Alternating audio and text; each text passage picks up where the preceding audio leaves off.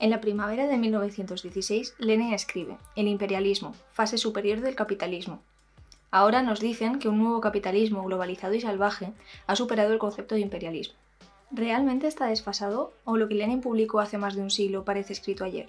Vamos a comprobar su rabiosa actualidad y cómo no es posible comprender nada de lo que hoy sucede sin partir del imperialismo. 2. La concentración de la producción y los monopolios. El capitalismo lleva en sus genes la tendencia a que el capital se concentre en menos manos. Cuando un pequeño grupo de monopolios controla más de la mitad de una rama de la producción, la libre competencia deja de existir. Esto es lo que sucede hoy en todas las ramas de producción, las viejas y las nuevas. En Internet, solo 5 monopolios acaparan el 70% de todos los ingresos mundiales online. Frente a la mitificación de los mercados, los grandes nódulos de la burguesía norteamericana reconocen que el poder de la gran empresa ha sustituido a las fuerzas del mercado. La mano invisible del mercado no existe. Lo que sufrimos es el puño de hierro de los monopolios. En Estados Unidos, el 0,2% de las empresas controla el 82% de todo el capital. No son el 1%, son incluso menos. Y su enorme poder les permite imponernos a todos violentamente nuevos tributos. Grandes monopolios de la alimentación imponen a los agricultores precios de miseria, y los multiplican por 1000 cuando llegan al consumidor. Todos los grandes bancos españoles se pusieron de acuerdo para subir el mismo día las comisiones, que ya son las más altas de Europa. El yugo de unos cuantos monopolistas sobre el resto de la población se hace 100 veces más duro, más insoportable. Estas palabras de Lenin se manifiestan hoy, en plena pandemia, con toda su crudeza. Nos dicen que la escasez de material médico que decide la vida o la muerte se explica por la saturación del mercado, pero ocultan que solo 4 monopolios controlan el mercado de los respiradores, generando la escasez para aumentar sus ganancias. Colocan la bolsa por encima de la vida. 3. Los bancos y su nuevo papel. Cuando un pequeño grupo de grandes bancos controla casi todo el capital monetario, ya no son simples intermediarios, se han convertido en monopolistas omnipotentes. Hoy en España solo existen 11 grandes bancos que se han comido a las cajas o a gigantes como el Popular. Y los activos de uno solo, el Santander, superan el PIB español y triplican los salarios anuales de 20 millones de trabajadores. Este monopolio del dinero permite a los bancos imponernos un atraco de una magnitud que ningún usurero podría soñar. El 96% de los españoles estamos bancarizados. Para hacer cualquier cosa debemos pasar por los bancos, que se llevan una parte de cada operación. Millones de pymes y autónomos deben entregar casi todas sus ganancias a los bancos a través del pago de intereses. Es en los grandes bancos donde se realiza la unión personal, entre el gran capital bancario y los grandes monopolistas de la industria y del comercio. La JP Morgan Chase, el banco de los Rockefeller y los Morgan, es el mayor ejemplo de por qué los grandes bancos son los principales nódulos de poder.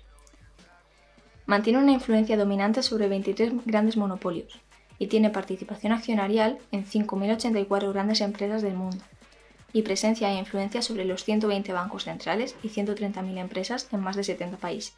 No existen monopolios sin Estado. Sin el Pentágono no existiría el dominio de Wall Street. Por el Consejo de Administración del Santander han pasado ministros y secretarios del Estado, y la JP Morgan Chase ha formado 4 presidentes del Banco Mundial. No son puertas giratorias, porque lo público también es privado. El Estado tiene dueño. Lo que la realidad nos confirma es que, como estableció Lenin, existe una unión personal entre las grandes oligarquías financieras y el Estado. Nos han vendido que el neoliberalismo ha vaciado los estados.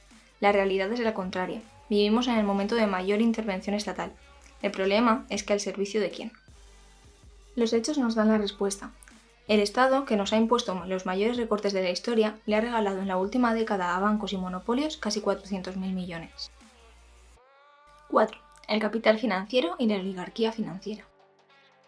Los mercados no existen. Ese sujeto difuso esconde un saqueo de las oligarquías financieras con nombres y apellidos. Quienes atacaron la bolsa española intentando aprovechar la pandemia para hacerse a precio de saldo con grandes empresas no fueron los mercados, sino 8 grandes fondos norteamericanos que forman parte de un grupo organizado conocido como los especuladores de Wall Street. Lo que sí existe, y lo sufrimos todos los días, es el poder de las oligarquías financieras para saquear toda la sociedad. Bancos y grandes empresas pagan hoy en impuestos 20.000 millones menos que en 2007, a pesar de tener más beneficios, y eluden, a través de paraísos fiscales, el pago de 11.000 millones a Hacienda. Con ese dinero que la oligarquía española debería pagar, podría no solo reponerse todos los recortes, sino también aumentar el gasto sanitario hasta equipararlo con Alemania. El capital financiero puede apoderarse de una parte importante de la plusvalía por el corte del cupón, sin correr los riesgos del capitalista industrial. El capital extranjero en España es un claro ejemplo. Gracias a las acciones que poseen en el IBEX 35 o a los títulos de deuda que han comprado, se ha llevado de nuestro país en la última década 235.000 millones, el 150% de todo lo que se paga en pensiones cada año. 5. Conclusión. Esto es el imperialismo. Quien lo presenta como algo desfasado, a pesar de los abrumadores hechos que nos dicen lo contrario, está defendiendo su poder. Como en las películas de terror, el vampiro puede seguir actuando mientras muchos nieguen su existencia. En esta escuela vamos a seguir estudiando el imperialismo y a comprobar su rabiosa actualidad, documentando cómo, frente a las ideas de que existe un capital transnacional sin patria, el gran capital financiero no podría actuar sin enormes estados imperialistas, con Estados Unidos a la cabeza, que imponen el saqueo económico, la intervención política y la amenaza militar.